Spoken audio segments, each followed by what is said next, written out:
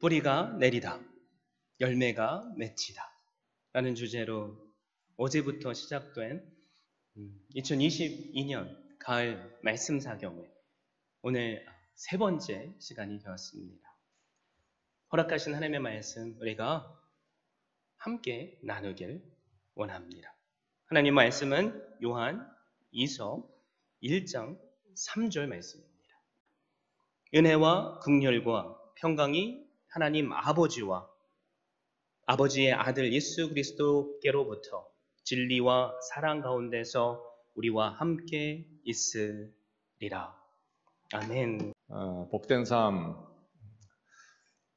저희가 교회 다니면서 참 복이라는 말을 굉장히 많이 듣잖아요. 그래서 복된 삶 그러면 뭐 복이 있나 보다. 제가 이렇게 생각하기가 너무 쉬워요. 한번 반대로 한번 생각해 보면 말이죠. 반대는 뭘까요? 글쎄. 화된 삶. 그러면 벌써 어떻게 보면 이게 마음이 무거워지기 시작하죠. 하나님을 떠난 삶, 그리고 예수 그리스도의 구원을 받지 못하고 살아가는 삶은 사실 화된 삶입니다. 이제 예수 믿는 사람은 예수님을 믿음으로 하나님의 뜻을 이뤄가는 그러한 복된 삶 사는 것을 알고 사는 사람이고요. 아직 그리스도를 영접하지 않은 분들은 그것이 그런지를 모르고 사는 그런 차이죠. 복된 삶, 왜 복된 삶일까? 오늘 한 절 말씀 속에 세 개의 단어가 우리 성경의 모든 말씀을 다 종합하고 있다고 하겠어요.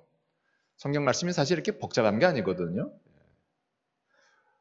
그래서 세 가지가 뭔가 오늘 본문에 있는 말씀 그대로인데요. 은혜와 긍휼과 평강입니다. 이것이 바로 우리 주 예수 그리스도를 통해서 하나님 아버지께로부터 나온 그 사랑받는 삶을 말씀하고 있거든요. 은혜와 긍휼과 평강을 얻은 자이기에 그것을 받은 사람들이 복된 삶의 사람들입니다. 첫 번째는 복된 삶은 은혜 입은 삶입니다. 은혜 입은 삶이거든요. 신명기 7장 6절 이하에서 말씀하셨습니다. 물론 이것은 이스라엘 백성들을 향해 하신 말씀이었는데요. 너희는 하나님의 성민이라, 거룩한 백성이란 뜻이죠. 지상 만민 가운데에서 너희를 자기 기업의 백성으로 삼으셨다. 자기의 모든 것을 물려줄 그러한 백성으로 삼으셨다는 것이죠. 이는 너희가 다른 민족보다 수요가 많은 연고가 아니라 너희는 세상 모든 민족보다 수요가 적으니라. 유대인을 두고 하신 말씀이었어요. 그런데 너희를 왜 하나님께서 택하셨느냐? 다만 너희를 사랑하심을 인하여. 부모님이 자녀 사랑하는 것 이유가 없죠. 내 자녀이니까 사랑하는 것처럼 그렇게 하나님께서 너희를 사랑하셨다. 누구를요? 이스라엘 백성들을요. 그래서 하나님의 말씀은 더 이어집니다. 이 생각을 해보게 되면요, 저는 그 말씀이 유태인들이 그런 민족 저희가 알지요. 저는 그것이 우리 한국인이라고 생각합니다. 지상 만민 가운데에서 한국인 그리스도인으로 저희가 믿게 된 것이 저희가 믿은 게 아니죠. 이스라엘 나라에서 보면요, 우리 한국은 땅 끝에 있는 나라입니다. 그렇죠? 중동을 지나서 인도를 지나서 중국을 지나서 아시아 대륙에 딸랑딸랑 붙어 있는 나라입니다. 거기까지 저희로 복음을 전파되게 하셔서 저희를 믿게 하셨습니다. 왜요? 하나님의 사랑입니다. 지상 만민 가운데서 내가 너희를 택했다. 그래 내가 너희로 복된 민족이 되게 했고 내가 가진 모든 것을 내가 너희에게 물려주리라. 왜 그렇게 하셨을까? 사실 30년 전만 하더라도요, 한국인으로 산다고 하는 것, 그저 그런 것이죠. 솔직한 얘기로 전 세계 속에 별로 이렇게 내세울 것이 많지는 않았습니다. 저는 지난 30년 동안 있었던 변화는 유사일에 있었던 그 수천 년의 역사보다 더 길다고 생각합니다. 이건 저만의 생각이 아니고 많은 사람들도 그렇게 얘기합니다. 그 한가운데 우리 한국인이 있습니다. 특별히 코리안 크리스천들이 있습니다. 신명기 8장 2절 이하에서 말씀합니다. 내가 너희로 40년 광야길을 걷게 하신 것을 기억하라. 유대인들에게 주신 말씀이었죠. 또한 아울러서 그리하며 그런 가운데 내가 너희로 만나를 주어 먹게 한 것은 사람이 떡으로만 사는 것이 아니라 하나님의 입에서 나오는 모든 말씀으로 사는 줄을 알게 하려 하심이라. 그리고 말씀을 주셨습니다. 누구에게요? 히브리인들에게. 내가 그런 동안에 너의 발이 부르트지 아니하였고 너의 옷이 헤어지지 아니하였다. 아비가 자식을 징계함 같이 내가 너희를 그렇게 연단시켰다. 너희가 나를 경외함을 내가 배우게 하였으므로 내가 너희를 아름다운 땅이 어디예요? 젖과 꿀이 흐르는 가나안 땅입니다. 그것으로 인도하였고 그것은 밀과 보리의 소산지며 즉 먹을 것 때문에 걱정하지 않게 하나님 해주시겠다는 것이었죠. 너희가 그래서 거기서 결핍함이 없었고 너희가 배부르며 그래서 여호와 하나님을 찬양하게 하였다. 그러나 이렇게 하였을 때에 너의 우양의 새끼가 늘어나고 너의 은금이 증식할 때에 너의 마음이 교만하여 너희가 여호와 하나님을 잊어버릴까 합니다. 이렇게 말씀을 하셨는데요. 정확하게 나중에 유대인들이 여호와 하나님을 잊어버립니다. 문자 그대로 젖과 꿀이 흐르는 땅. 이게 풍요롭다는 것이죠. 먹을 것이 많다는 겁니다. 그리고 평화롭다는 겁니다. 모든 것이 어떻게 해서 그들이 그런 땅을 누리게 되었고 그렇게 살게 되올 수 있었을까요? 하나님의 은혜였습니다. 그들이 잘한 게 없었습니다. 그들이 노력한 게 없었거든요. 하나님께서 그들에게 그렇게 허락해 주셨습니다. 코리안 크리스천, 한국인 그리스도인. 저희로 하나님 어떻게 이런 은혜를 누리게 하셨습니까? 다른 건 고사하고요. 특별히 코리안 크리스천 인 아메리카. 글쎄요, 제가 아는 한 나는 정말 미국에 오기 정말 싫었는데 그냥 누가 그냥 멱살 잡고 오는 바람에 내가 겨우 미국에 그냥 억지로 왔습니다라고 하시는 분은 제가 본 적이 없습니다. 그런 분 있으면 바로 그 다음날 비행기표 사서 가시면 되잖아요. 안 가시고 계신 분들은 하여튼 제가 아는 한 거의 모든 분들은 여기에 오고 싶어 할 정도가 아니라 어떻게 하면 저 나라 갈까 해서 그래서 오셨습니다. 왜요? 20세기에 젖과 꿀이 흐르는 땅이니까요. 또 내가 오고 싶어서 오는 것이 아니라 마치 하나님께서 반짝 들어서 이렇게 딱 옮겨두신 것 같았습니다. 이제 얼마 있으면 땡스기빙 오잖아요. 미국에서 가장 좋은 절기가 땡스기빙 절기인데요. 저는 지금도 생각이 납니다. 중학교 때인가 고등학교 때인가 신문을 볼 때 한국에서요. 또 이제 미국의 땡스기빙 때라 그래서 신문에 어떤 좀 통통하게 살찐 어떤 백인 여자아이가 한 손에는 포크, 한 손에 나이프를 들고 이렇게 큰 터키 앞에서 이제 먹으려고 싱긋 웃고 있는 사진이 기억이 납니다. 닭다리 하나만 먹어도 정말 잘 먹었다라고 했을 그때에 그 큰 고기 앞에 놓고 있는 그 아이의 사진을 볼 때, 야, 미국 사람들은 다 저렇게 먹나? 요즘은요, 저희 교회에서도 1년에 한 번 이렇게 파게 나가면요, 이제 제 하이라이트는 갈비 이렇게 바베큐해서 먹잖아요. 배부르게들 드시지만 갈비 먹고 그다음에 또 거기다 닭도 굽고 돼지고기도 굽으면 이제 나중에는 다들 배부르셔가지고 이제 됐습니다. 아주 그만 먹겠습니다. 우리가 언제부터 고기를 그렇게 싫어했나 이런 생각이 들 정도입니다. 어떻게 하나님께서 저희로 이렇게 살게 하셨을까? 이리로 들어와 살게 하셨을까? 저희에게 대한 하나님의 은혜입니다. 코리안 크리스천들에게 in America. 물론 지금 한국도 잘 살지만 천국의 삶은 어떤 것인가? 마태복음 20장 1절 이하에서 말씀합니다. 천국은 주님 직접 말씀하신 겁니다. 천국은 바로 이런 것이다. 바로 그것은 죽고 난 다음에 저희가 가서 사는 천국 맞는데요. 이 땅에 사는 동안에도 하나님의 아들로 오신 예수 그리스도를 믿는 그 삶이란 바로 이런 삶이다. 이것을 친히 말씀하셨습니다. 천국은 바로 이런 것이다. 천국을 기업으로 받은 자의 삶은 바로 이러한 삶이다. 포도원에 들여보내려고 이른 아침에 나간 포도원 주인과 같다. 한 데나리온에 약속해서 포도원에 들여보내고 제 3시에도 나가보니 놀고 있는 사람이 있어서 포도원에 들어가라. 내가 상당하게 값을 주리라. 6시와 9시에도 나가보니까 여기 6시, 9시는 6시, 새벽 6시, 아침 9시가 아니고요. 6시간을 더해야 현재 시간입니다. 6시는 12시, 9시는 오후 3시가 되겠죠.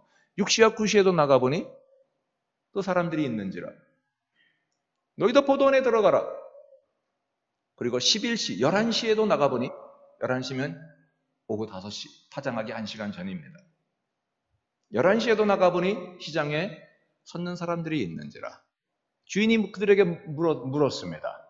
너희는 어찌하여 종일토록 놀고 있느냐? 그때 그들이 답변했습니다.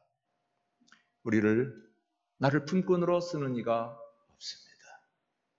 그때 포도원 주인이 말했습니다. 포도원에 들어가라. 그리고 저물 때에 청지기에게 이르러 나중은 자부터 해서 한 데나리온씩 줘라. 이것이 천국입니다. 누가요? 11시 품꾼입니다. 그래서 청지기가 이제 품삯을 줬잖아요. 나중은 사람부터. 그러니까 11시에 와서 1시간 일한 사람한테도 한 데나리온 줬습니다. 한 데나리온이라 하는 것은 유대인들의 하루 품삯입니다. 지금으로 말하면 한 200불 될까요? 250불 될까요? 그렇죠? 그러니까요. 이른 아침에 와서 일했던 사람들이 생각했습니다. 저 1시간만 일한 사람 한 데나리온 받네? 우리는 그럼 하루 종일 일했으니까 우리는 최소한 5데나리온? maybe 10데나리온 주시지 않겠나? 그랬는데 그들에게도 한 데나리온을 줬어요. 그러니까 그들이 불평하기 시작했습니다. 주인님 이거 어찌 된 겁니까? 우리는 도의를 무릅쓰고 하루 종일 수고하고 일했는데 우리에게 한 데나리온 주시고 저 사람은 1시간밖에 일했는데 어떻게 한 데나리온 주십니까? 주인이 답변합니다. 내가 너와 약속하지 아니하였느냐? 한 데나리온 주기로. 내가 내 것 가지고 선한 일을 하면 네가 나를 악하다고 생각하느냐? 바리새인과 서기관들은 그렇게 생각했죠? 하나님, 내가 하나님을 위해서 하나님 믿고 이렇게 일했고 하나님을 위해서 내가 이렇게 봉사했고 하나님 내가 말씀을 내가 이렇게 순종했는데 왜 이것밖에 없습니까? 이게 바리새인과 서기관들의 마음의 자세였습니다. 그러나 천국은 누구라고요? 11시 품꾼과 같은 자들입니다. 11시 품꾼은 한 데나리온을 받을 때 어떤 생각이었을까요? 11시 품꾼한테는요. 한 데나리온 주겠다 말도 안 했습니다. 뭐라 그랬냐면요. 포도원에 들어가라. 포도원에 들어가면 얼마 줄 건데요? 이렇게 봤을까요? 물어볼 수가 없었습니다. 왜요? 나를 불러주신 것만도 감사했기 때문에. 아무도 안 불렀잖아요. 하루 종일 되도록. 우리 한국인들이요. 그 어떤 신도 우리 한국인을 부르지 않았습니다. 아무도 안 불렀습니다. 100년 전, 200년 전은 말할 것도 없고요. 30년 전, 40년 전만 해도요. 일할 데가 없었습니다. 먹고 살기가 힘들었습니다. 자녀 교육시키기 어려웠습니다. 고기 한 번 먹기가 어려웠습니다. 누가 나를 먹여 살릴 것인가? 누가 우리 가정, 우리 애들을 교육시켜 주실 것인가? 어느 신도 책임지지 않았습니다. 누가 부르셨어요? 주님께서. 우리 한국인 주님 뭐 무시하셔도 주님 구원사역 하는데 문제 없었을 겁니다. 뭐 미국인도 있고 영국인도 있고 뭐 독일 사람도 있고요. 많잖아요. 저희보다 더 발달되어 있고 역사도 깊은 기독교 역사도 깊은 나라도 많이 있었는데요.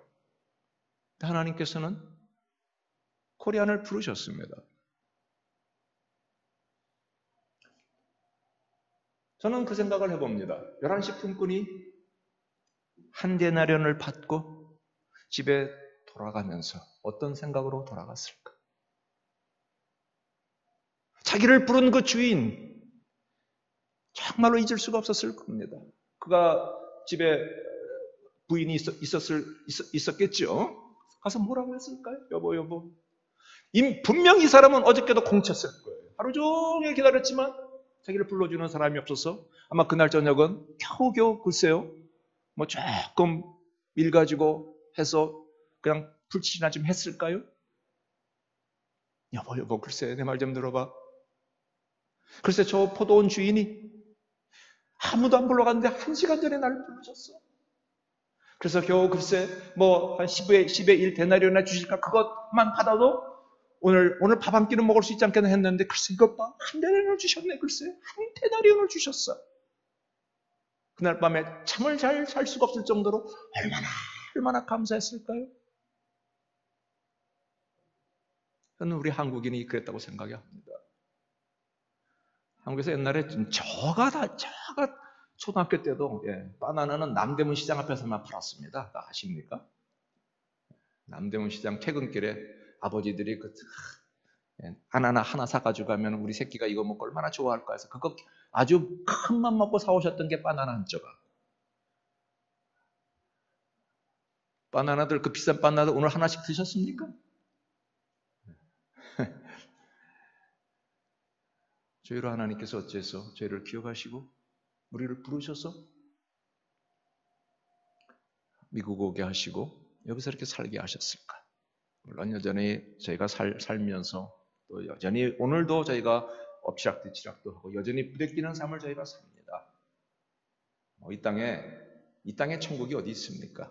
미국도 살아보니 여기도 부대끼는 곳이고 여기도 참 살기 힘든 곳은 마찬가지입니다. 그런데 먹고는 살아왔습니다. 너희 발이 부르트지 아니하였고 너희 옷이 헤어지지 아니하였느니라. 하나님께서 밀과 보리의 소산지 있는 가나안 땅과 같이 먹을 것이 풍성한 미국 땅에 와서 살게 하셨습니다. 그리고 그 위에 더하여서 저희 생명보다도 귀하다고 생각하는 저희 자녀들 여기서 공부하게 하셨습니다. 공부하게 하셨습니다. 뭘 더 저희가 주님께 요구할까? 저희는 은혜 입은 자입니다.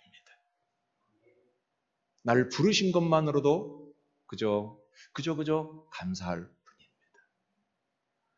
코리안 크리스천, 왜 코리안을 그 중에 이제 중요한 건 내가 포함되어 있다는 거잖아요. 왜 날 부르셨을까? 왜 나를 부르셨을까? 부르셨다는 건 뭐예요? 너도 포도원에 들어가라.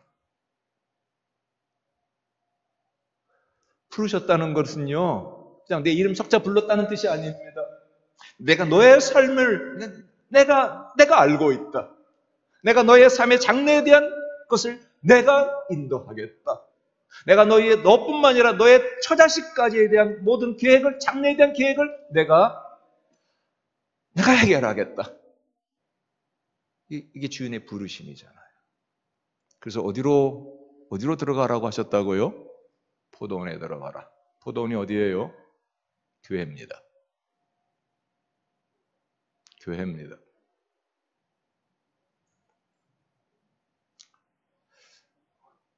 뭐 교회도 많고 그런데 어느 교회를 갈까?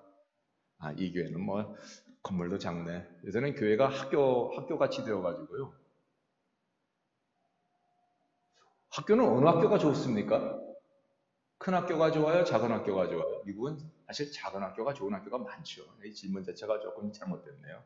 그러니까 대체로 큰 학교가 좋죠. 좋다고들 그러죠. 또 좋은 학교는 어떤 학교가 좋다고 그래요? 좋은 학교는 재정이 많은 학교. 그래서 장학금을, 스칼라십을 많이 주는 학교를 우리는 좋은 학교라고 합니다. 좋은 학교는 또 어떤 학교를 좋은 학교라 그래요? 교수진이 잘 돼 있는 학교.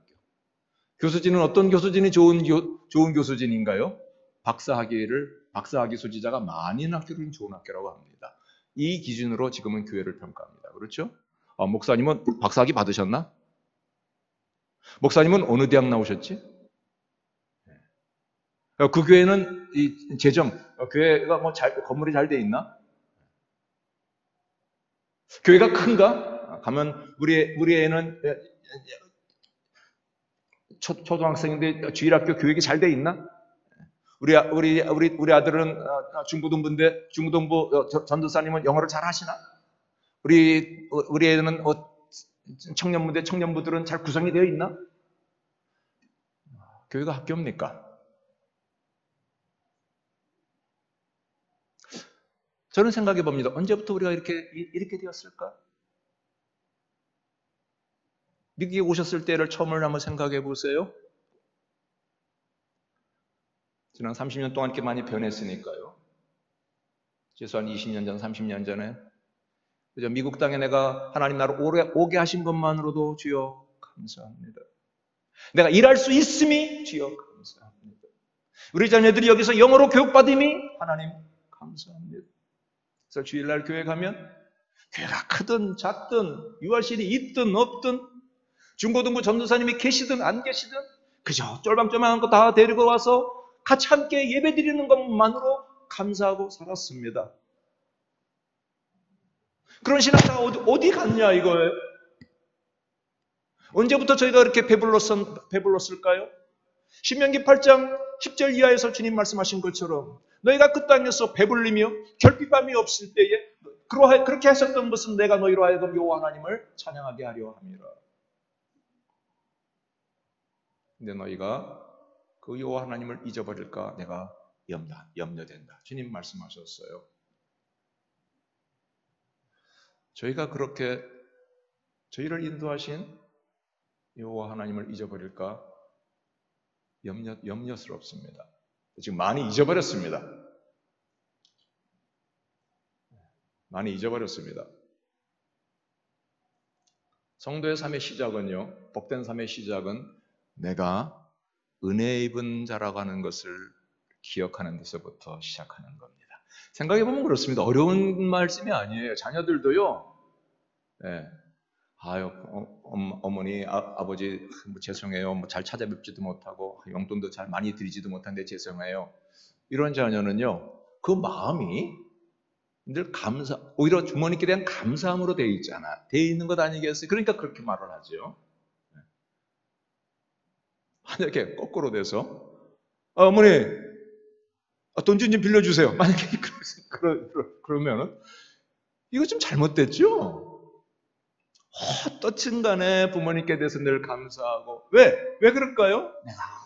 내가 좋게 많이, 내가 부자 가정에서 성장을 했던 그렇지 않든 간에 나를 낳아주신 부모님 그거 하나만으로도 자녀는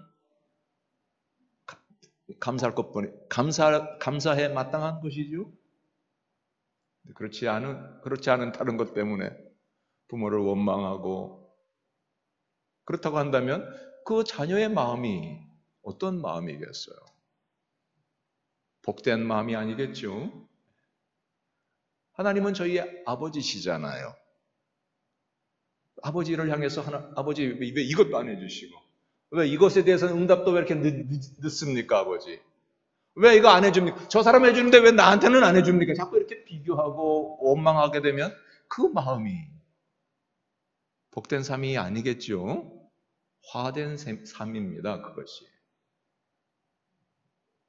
복된 삶은요. 내가 은혜를 입었네. 하나님 왜 나를 부르셨지?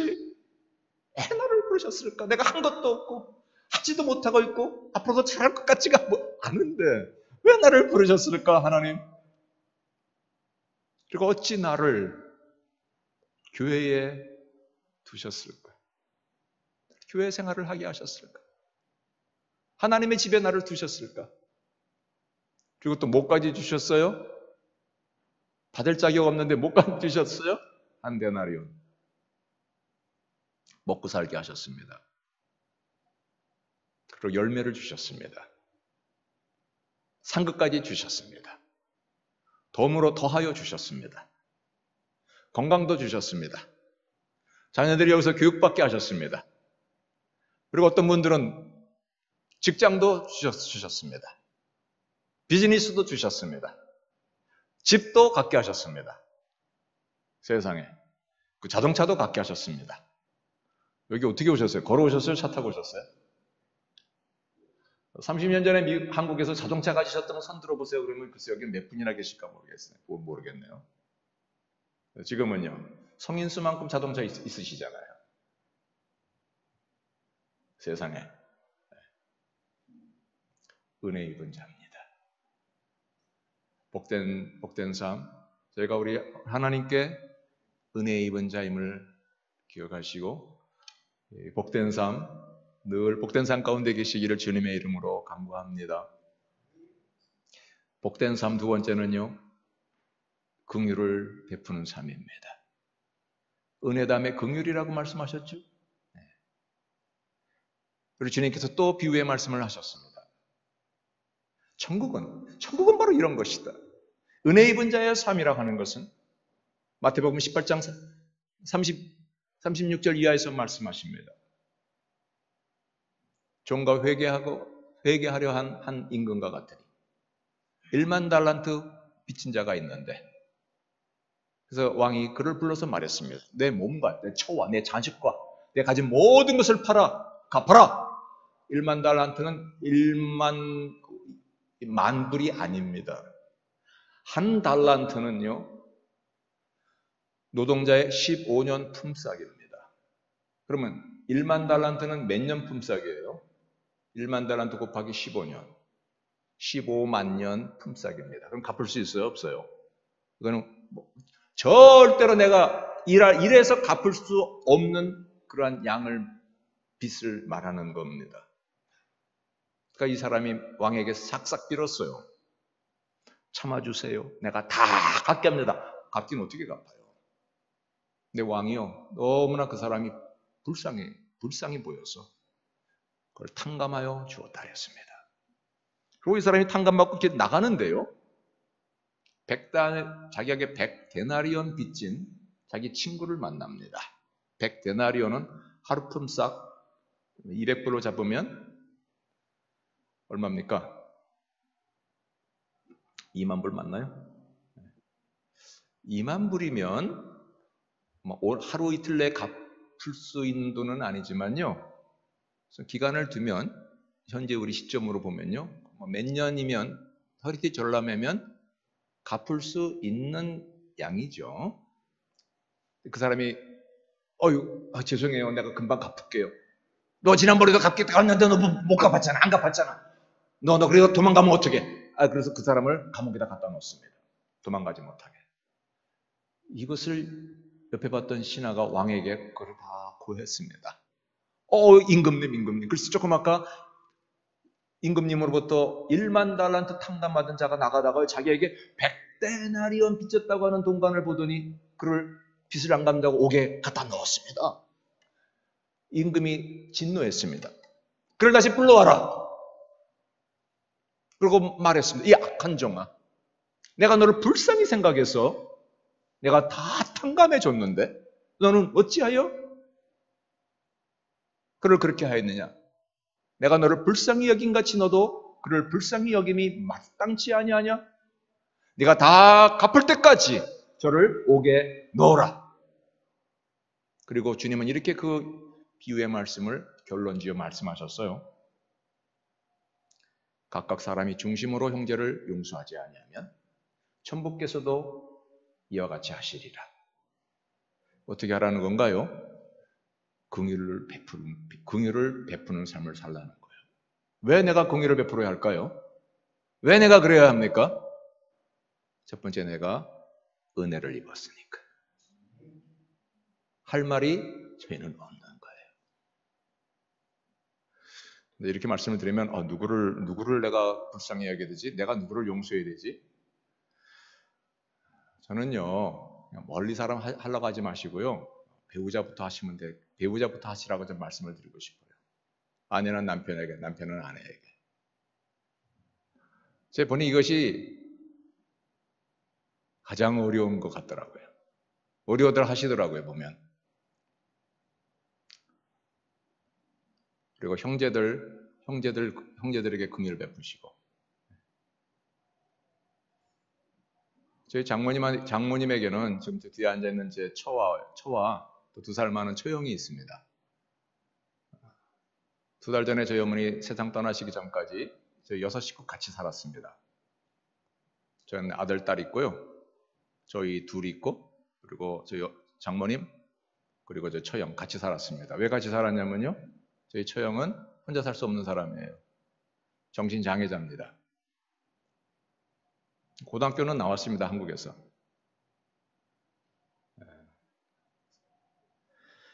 그래서 이제 교회에 이렇게 가면은 집사람이 늘 긴장할 때가 많습니다. 밖에서 교회에서 하면은 덕이 안 되는 말 그냥 이렇게 해요. 그럼 이제 그런 말을 했다고 또 집에 와서 또 얘기를 해요.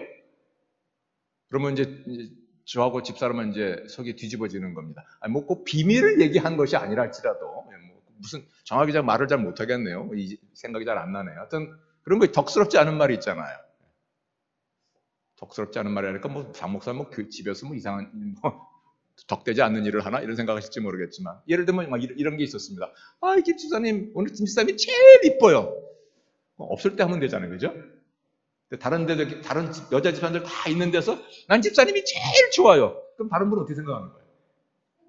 그러면 안 해도 되잖아요. 예를 들면 그런 겁니다. 이제 더 심하게 얘기할 때도 있고. 당뇨 환자이기 때문에요. 석 달에 한 번씩은 의사 만나야 됩니다. 또 정신장애자니까 또 석 달에 한 번 사이카이트리스트 만나야 합니다. 누가 데리고 갈까요? 집사람이요? 집사람은 운전하기가 좀 싫어하고 그래서 제가 다 모시고 갑니다. 제가 저 집사람하고 35년 같이 살았는데 한 번도 발 씻겨준 적 없습니다. 근데 우리 처형 발은 제가 씻겨줍니다. 왜냐하면 혼자 발을 못 씻어요. 안 씻어요. 씻어야 되는 줄을 몰라요. 어떨 때 생각나서 언니, 집에서는 제가 이제 저희 처형을 언니라고 부르는데 언니 양말 벗어봐. 그럼 아니나 달라요? 내가 또 잊어버리고 있었네. 언니 빨리 가서 뜨거운 물에 발 담가. 한 20분 한 다음에 하면 이제 그 다음에 제가 국수 말아야 돼요. 무슨 말인지 아시는지 모르겠네. 제가 지금까지 35년 살면서 집사람 손톱 발톱 깎아준 적 없어요. 그러나 처형 발톱은 제가 깎습니다. 제가 마음을 이해해요. 그럼 왜 그 사모님이 하시지 왜 목사님이 하십니까? 친형제는요, 그거 하는 게 제가 이해가 가요. 친형제는 먼저 이게 마음이 그렇잖아요. 얼마나 더 마음이 그렇겠어요. 그러니까 제가 하는 게 낫죠.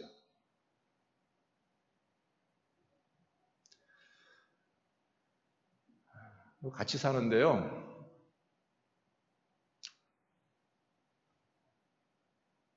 어떨 때 이런 생각이 듭니다. 저도.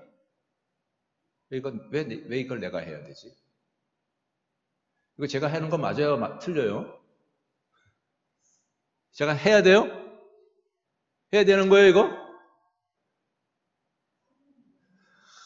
여러 답변이 있으시겠지만 솔직히 이거 하기 싫어요. 근데 제가 합니다. 해야 합니다. 라고 생각하고 합니다. 왜냐하면요. 또 이게 그렇게 제가 처형을 이모를 해는 게 우리 집사람을 돕는 것이기도 하고. 그런데요. 저는 그런 생각 들 때마다 이런 생각이 듭니다. 이놈아, 너 은혜를 입었잖아. 무슨 은혜요? 어저께 제가 잠깐 좀 말씀을 드리면서 저를 약간 소개 아닌 소개를 했지만 저 5살 때 아버지 돌아가시고 10살 때 어머니 돌아가시고 난 다음에 중학교 1학년부터 고등학교 6학년, 고등학교 3학년 꼬박 6년 저 외삼촌께서 저를 키워주셨습니다. 외삼촌 집에서. 지금도 생각이 나요. 외숙모님, 그러니까 외숙모님이 참 귀하신 분이셨죠. 예.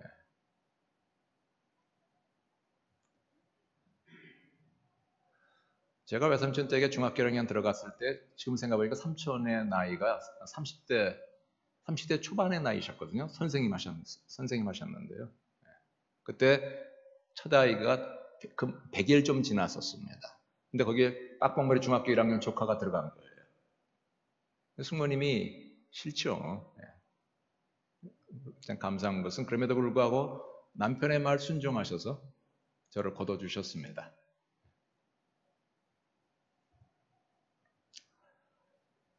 그 생각이 드는 거예요. 이놈아, 너 그렇게 긍휼을 입었잖아. 이제는 네가 그거를 긍휼을 베풀어야지. 그 생각이 들면요, 저는 할 말이 없습니다. 할 말이 없어요. 은혜 입은 자의 삶은요, 그 다음에요, 저희가 주님을 위해서 어디 땅끝까지 가서 복음을 전하고 그런 분들도 계시고 선교사님들이 하시니까요. 그럼 내가 주님을 위해서 주여 내가 무엇을 내 생명을 바치리다. 생명 바치지 마시고요. 그냥 형제 사랑하시자고요. 그렇게 저를 거둬주신 삼촌께서는요.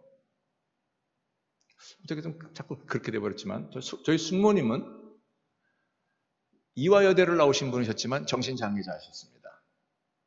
그래서 그 병이 도지시면 며칠 동안 아무 일도 안 하셨습니다. 못 하셨습니다.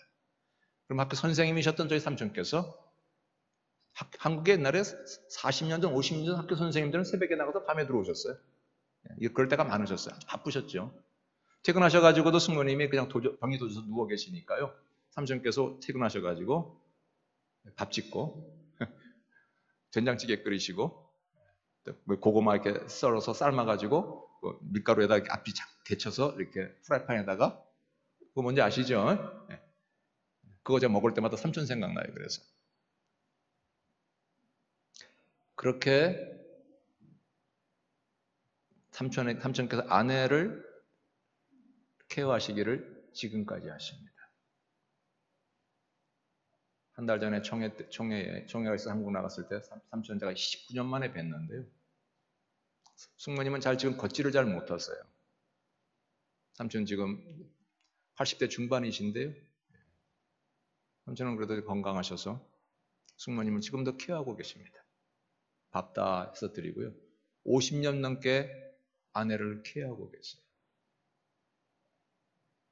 제 눈으로 봤거든요. 삼촌께서 숙모님에게 하시는 것을. 저는 그런 생각이 듭니다. 교회에서도 우리 성도님들에게 저는 이 말씀 많이 드립니다. 땅끝까지 선교하려 하지 마시고 남편 잘 봉양하세요. 어마어마한 하나님의 일 하려고 그러지 마시고 아내 사랑하세요. 아내 사랑하시라고요. 아내 사랑하자고요. 그리고 남편 잘 봉양하자고요. 그리고 형제 불쌍히 여기고요. 사랑이라는 단어는요. 그 시작은 긍휼히 여기는 겁니다. 긍휼히 여기는 겁니다. 이유를 따지는 것도 아닙니다. 왜 그걸 안 했어? 왜 그걸 했어? 왜 그렇게 하는 거야? 저 사람은 이렇게 하는데 너는 왜 이렇게 해? 노. 그거 아닙니다. 그냥 긍휼히 여기는 겁니다. 때가 되면 깨닫지 않을까? 또 어떤 사정이 또 있었겠지? 내가 그 상황에 있었더라도 나는 그보다 더 했을 거야? 이런 생각 갖는 것이 긍휼히 여기는 마음이죠. 긍휼입니다. 그 다음에 이제 여력을 더하여서 교회에서도 성도들 간에 긍휼히 여기는 거죠. 사정이 있어서 그러셨겠지. 내가 모르는 뭐가 또 계시니까 그런 말씀하셨겠지. 긍휼히 여기는 겁니다. 왜 내가 그래야 될까요? 이 교회가 국회가 되면요, 복잡해져요. 요즘 교회가 국회가 많이 됐거든요. 국회는 여당과 야당이 있잖아요. 교회는요, 긍휼히 여기는 겁니다. 내가 왜 그래야 됩니까? 이렇게 말씀을 하시면 복된 삶이 무엇인지를 아직 모르는 겁니다. 내가 받은 그 은혜가 있잖아요. 왜 나를 부르셨을까? 왜 나를 교회에 두셨을까? 그리고 나에게 어찌 받을 자격 없는 나에게 어찌 한 데나리온을 나에게 주셨을까? 그런데요, 왜 내가 그래야 됩니까? 라고 반문을 혹시 하시게 되면 그 세 번째가 있거든요. 그 세 번째가 놀라운 겁니다. 복된 삶은 첫 번째 제가 은혜 입은 삶이라고 그랬죠. 은혜 입은 자는 두 번째 그래서 긍휼을 베푸는 삶입니다. 그리하면 세 번째가 있습니다. 세 번째는 뭐라고 성경 말씀하셨나요? 평강입니다. 성경 전체 메시지를 세 가지 단어로 요약한다면 하나님의 은혜로 시작하신 하나님, 그래서 저희가 주님의 은혜를 입은 자들은 이제 저희가 평생 사는 동안 마지막 숨이 끊어질 때까지 내가 받은 그 긍휼함을 베푸는 삶을 사는 겁니다. 그리하면 하나님께서 성령님의 평강이 저희의 마음을 채우시는 겁니다. 로마서 14장 17절에 하나님의 나라는 먹는 것과 마시는 것이 아니에요. 오직 성령 안에서 의와 평강과 희락이라. 바로 그것입니다. 이것이 하나님 저에게 주시는 보상입니다. 내가 너희에게 은혜를 베풀었으니 이제 너희는 가서 긍휼을 베푸는 삶을 살라. 주님 내가 왜 그래야 됩니까? 내가 하기 싫습니다. 그러나 싫어도 내가 은혜 입은 자임을 내가 기억해서 긍휼을 베풀면 그게 마땅히 그래야 되지만 아무 것이 없어도 내가 이렇게 해야 마땅하지만 주님께서는요 거기에 더하여서 그렇게 할 때에 성령님의 주시는 성령 충만함을 입게 하신다는 말씀입니다. 의와 평강과 희락의 사랑으로. 그게 얼마나 복된 건가요? 의라고 하는 것은요, 불의를 생각해 보세요. 불의한 자는 늘 전전긍긍하는 겁니다. 늘 염려되는 겁니다. 문제가 생기면 아이쿠 내가 또 이제 또 천벌을 받나? 두려운 겁니다. 평강의 반대가 뭔가요? 평강의 반대는 염려입니다. 늘 근심하고 살고 걱정하고 살고 아이고 뭘 먹고 살까? 그 다음에 내 건강은 앞으로 어떻게 될까? 우리 자녀들 앞으로 어떻게 되나? 은퇴 이후에는 어떻게 되겠지? 어떻게 될까? 이거 늘 전전긍긍하고 사는 염려의 삶이죠. 희락은요, 즐거움 대신에 염려하고 살고 두려워하고 살고 슬퍼하고 살고 미워하고 사는 것, 이 지옥의 삶입니다. 정말. 그런데요, 그렇게 하나님 말씀을 받잡아서 저희가 긍휼을 베푸는 삶을 살면요, 주님께서 저에게 약속하신 바가 의와 평강과 희락을 내가 너에게 주겠다. 내가 어디에서 있든지 무슨 일을 하든지 그 가운데서 하나님께서 내 마음속에 채워주시는 그 기쁨, 즐거움이 있다면 그러면 되는 거잖아요.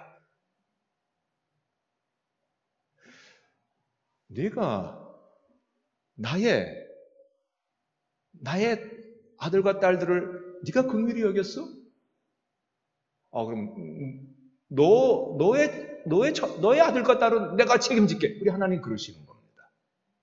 이 땅에 모든 생명 있는 사람들은 하나님의 자녀들이잖아요. 그렇죠? 근데 내가 그 하나님의 자녀를 내가 미워해요? 내가 그 하나님의 자녀를 내가 무시해요? 하나님의 진노받습니다. 여러분도 그러시죠? 여러분들을 이렇게 인정해주고 이렇게 하는 말 중에 가장 좋은 말은요, 그냥 자녀 칭찬하면 되죠, 그렇죠? 자녀 칭찬하면 그것보다 더 좋은 기분 좋은 말이 없어요. 참 이쁘리. 어쩜 이렇게 딸이 이뻐요? 어쩜 이렇게 아들이 이렇게 장군감이에요? 한번 반대로 말씀해 보세요. 왜 쟤는 이렇게 코가 이렇게 납작해요? 아마 원수 될 겁니다. 왜는 이렇게 애가 이렇게 비리비리하게 생겼어요? 사내야 이거? 이래 보세요. 아마 근데 반대로 얘기해 보시라니까요. 그러면 그것보다 더 칭찬이 없어요. 그렇죠? 내 새끼에게 대해서 다른 분들이 칭찬의 말하면 얼마나 좋겠습니까? 근데 어떤 분은 정말 이게 품수 없는 분들은 대놓고 그분 앞에서 자녀를 이렇게 깎아내리는 말 하시는 분들 가끔 있다고 한다면 세상에 그렇게 어리석은 분이 어디 있어요? 왜 괜히 원수를 만들어요? 이 땅에서요. 사람과 사람 관계에서도 내 자녀를 좋게 말하면 참 좋은 이웃이 될 수 있지만 반대로 깎아내리면 원수가 될 수도 있는데 하물며 하나님의 자녀를 내가 깎아내렸어요? 그리고 그분을 내가 무시했어요? 우리 하나님 어떻게 생각할까요? 저희 어머니께서는요, 제 장모님 2달 전에 돌아가시기 전까지 저희 장모님 별명이 변호사셨습니다. 왜 변호사냐면요. 제가 또 우리 이모가 또 집에서 또 속 뒤집어지는 일을 하게 되면 제가 이제 또 화를 또 내고, 그러면 장목사 매번 화낸 거 아니고요. 아주 가끔. 언니 왜 그렇게 하면 어떻게 되는 거야? 막 이러면 어머니가 귀가 어두우셨는데요. 96세셨으니까요. 다른 건 잘 못 알아들으시다가도 딱 그러면 되보네. 왜 그래? 왜 그러는 거야? 저 이모 쳐다보면서 왜 그래? 그러지. 금방 알아차릴 수 있어요. 그래서 저희 어머니 별명이 변호사. 또 언니 변호한다. 저희가요, 여러분 우리가 다 복된 삶을 살기를 원할진데 그러면요, 하나님께서 가장 기뻐하시는 일을 하면 됩니다. 하나님 가장 기뻐하시는 일이 뭘까요? 하나님의 자녀를 칭찬하면 되는 거예요. 누가 하나님의 자녀예요? 모든 사람. 내 가까이 있는 사람. 특별히 내가 보기 싫은 사람. 특별히 내가 내 마음에 안 드는 사람. 나에게 별로 이렇게 친절하게 안 하는 사람. 그 사람 사랑하세요. 그러시면 하나님이 모든 거 쏟아 부어 주십니다. 저는 이렇게도 생각했습니다. 하나님께서요, 오늘까지 저로 목회하게 붙잡으신 거 제가 뭐 기도 많이 해서 이것도 아니고요. 제가 뭐 애를 써서 이것도 아니고 어떤 그런 생각이 들 때가 왕왕 있습니다. 네가 너 처형한테 어떻게 하는 건 내가 두고 본다, 이놈아. 너 만약에 교회 가가지고는 거룩하신 하나님 뭐 이러고 집에 와가지고 제가 얼마든지 무시해도 되죠. 처형. 너 무시하고 함부로 하고 뭐 이렇게 하면 너 한 방에 날아간다, 이놈아. 저 그런 늘 두려움이 있습니다, 저한테. 그리고 지내고 보니까요, 제가 잘 하지도 못했지만 그만큼 한 것 가지고도 하나님께서는 그래? 내가 너 좀 그럼 미국 생활 내가 너 지켜줄게. 너의 자녀들 내가 그래도 좀 챙겨줄게. 하나님께서 그렇게 하셔서 여기까지 왔나? 이런 생각 들 때는 두렵습니다, 저도. 하나님께 복 달라, 복 주세요 이렇게 뭐 하셔야 되겠지만 하나님의 마음을 감동시키시면 됩니다. 긍휼을 베풀면 되는 겁니다. 저희 평생 우리 예수 믿는 삶이라는 게 뭐예요? 예수 믿는 삶이 뭐예요? 하나님께서 저희에게 뭐 엄청나게 하지 못할 일을 하라고 하신 것이 아닙니다. 누구나 할 수 있는 것을 저희 주변에 하나님은 두셨습니다. 그리고 저희에게 맡기셨어요. 내가 너에게 은혜를 베풀었으니 너희도 이제는 긍휼을 베푸는 삶을 살아라. 그리하면 내가 너희의 삶을 책임진다. 의로 평강으로, 기쁨으로 내가 너의 삶 시작부터 끝까지, 너의 자녀들까지 내가 책임진다. 내가 지킨다. 내가 더하여 준다. 이런 은혜가 우리 지훈의 교회 성도님들 위해 함께 하시기를 주님의 이름으로 간구합니다.